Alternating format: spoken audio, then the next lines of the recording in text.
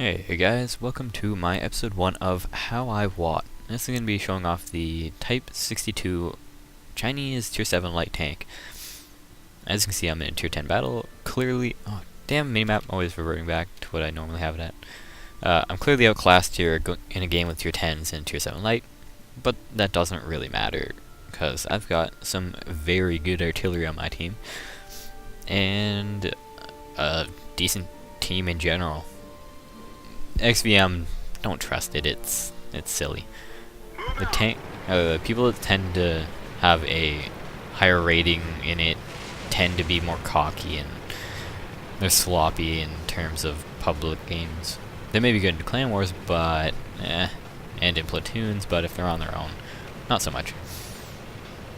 And is lowball on us with 40%. But you'll see, we win. We win quite beautifully.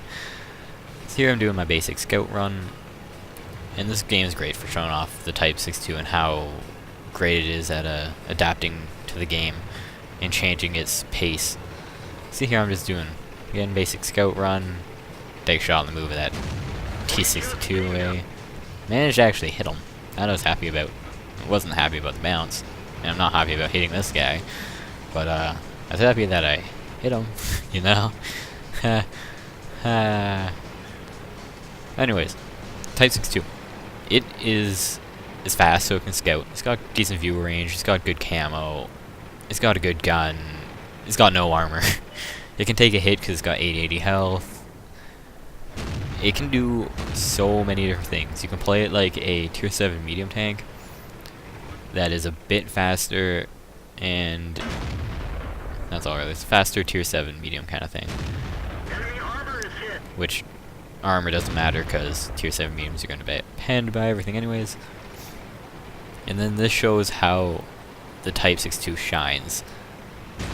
You jump into enemies' blind spots, have them shoot your teammates, and then this is where all the damage comes in. So I've got under a 5-second reload with 180 damage. That damage per minute is pretty wicked, especially if you're letting that loose into a Tier 10 tank. Because they don't expect it. They're not going to be focusing on a Type 62 if they've got a T110E5, like right there, or a T54 all up in their face. They're going to be focusing on that tank right in front of them. Because if they switch to you, that other guy's going to get all those shots in on him, and he's got a bigger gun. Little do they know it, though, is though he has a bigger gun, my damage per minute is pretty beastly.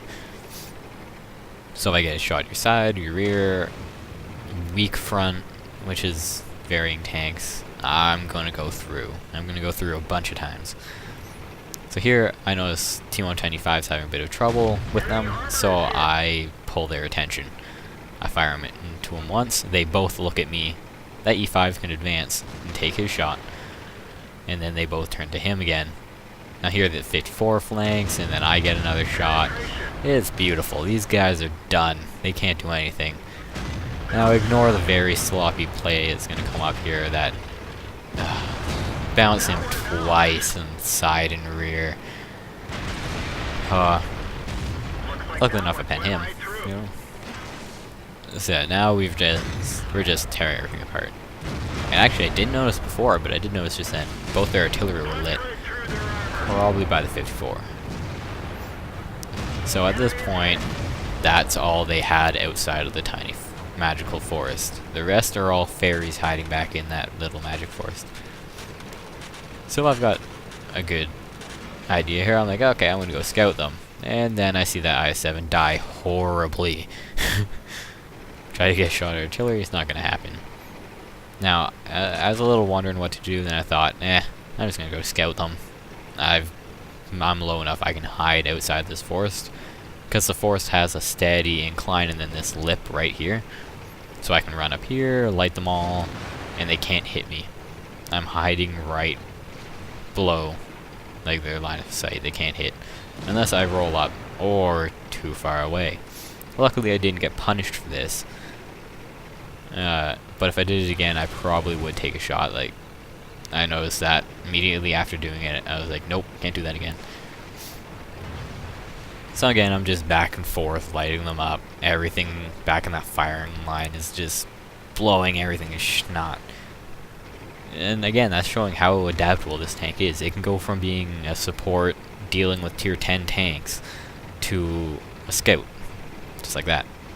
I try and get cocky and take out that IS-3, but it's not going to happen. So again, I'm just back and forth, back and forth.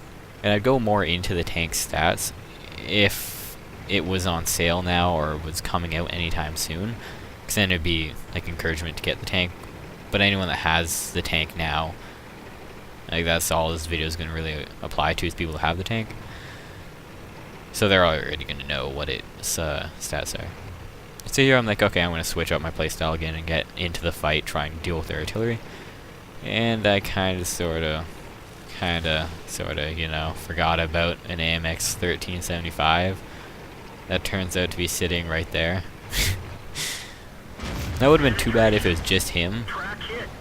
But then a Lorraine and M103 just started shooting me and everything, everything goes to hell. I didn't bother with my ammo rack at that point. I knew I was done. When I saw Lorraine tracking me, I was like, oh, his next shot's gonna come in no time at all. So now I'm just switching between people, looking at everything.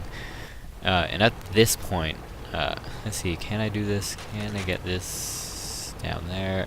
It shouldn't interrupt the recording. I'll go over my endgame stats, just because I am not gonna edit this in. Alright, maybe I will, probably won't though. Let's go over them right now, because then you've got something to watch while it's happening instead of just reading over it. But in that little scouting run I did 6,695 spotting damage. Like that's something. And I did 1,000 damage to almost only tier 10 tanks. And if you're wondering about profits, I got 122,000. This is if I was on premium account, I would get 122,000. And then that was a double, so it would have been 4,614 experience, which is pretty damn good. It would have been a 2,000 experience game. But I'm not, so I'm on my standard account. I made 80,000 in pure profits, even after dying, and I made 3,000 experience. Oh, and I got patrol duty. What do you know? Those are the only real notable things. The spotting damage, though, that is where it comes in big. Like, jeez, man.